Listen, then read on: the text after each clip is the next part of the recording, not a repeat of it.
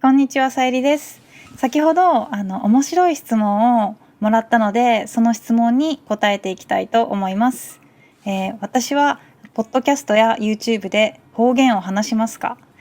その地方のアクセントや方言を話しますかという質問がありました。私は四国にある香川県という県に住んでいます。香川弁じゃなくて、讃岐弁って言うんですけど、讃岐弁を話すこともできます。でも完璧じゃないですけどね。で、このポッドキャストでは標準語、を話すようにしています。でも時々多分99% 標準語だけど、時々単語がもしかしたら関西寄りのアクセントになっているかもしれません。例えば値段とか値段とか、ほとんどの方が気づかないと思います。安心してください。私は標準語を話しています。で、使っている単語も標準語を意識して、使っています。例えば蚊に刺される、モスキートに蚊に刺されるっていうのが標準語なんですけど、関西の方でとか私の地域の方では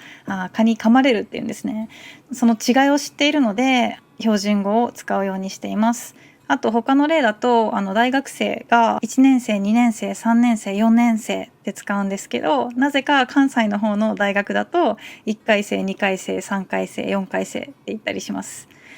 そういう、違いを知っているので標準語の方の単語を選ぶように話しています。私が方言で喋るとイントネーションも全然違いますね。例えば友達とカフェに行った時、標準語だと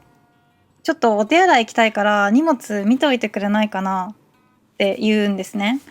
でも讃岐弁だとトイレ行くけんちょっと荷物見とってって感じで言いますね。トイレ行くけんっていうのは標準語のからの代わりに使います。トイレ行くけんちょっと荷物見とって、見ておいてくれないが見とってとか見よってになりますね。この讃岐弁っていう方言を意識してゆっくり話したことがなかったので、ちょっと不自然かもしれないんですけど、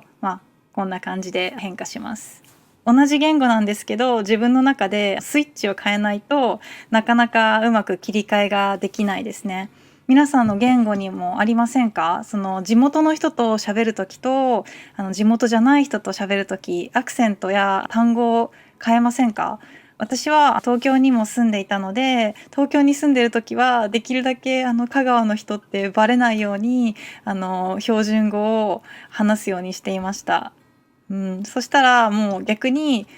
地元に帰ってきてからなんかさゆりなんか東京っぽい話し方とか言われてちょっと距離を感じることがあったんですね。だから香川に戻ってきてからは標準語じゃなくて讃岐弁、ちょっと関西風なアクセントもしくはイントネーションで話すようにしています。特にこれから仲良くなりたい人とか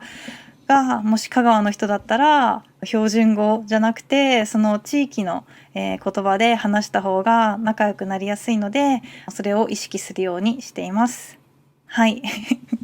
だから私はこのポッドキャストや YouTube では標準語で話しています。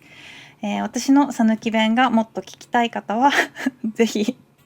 コメントをください。多分ね、讃岐弁を練習したい人はいないと思うんですけど、でもやっぱりもし日本に住むんだったらその地域の言葉を勉強するっていうのはとても大切だと思います。はい質問の答えになりましたかね。ほんじゃらの最後まで見てくれてありがとう。ほんだらのYou guys are Gainawa. Gainer. バイバイ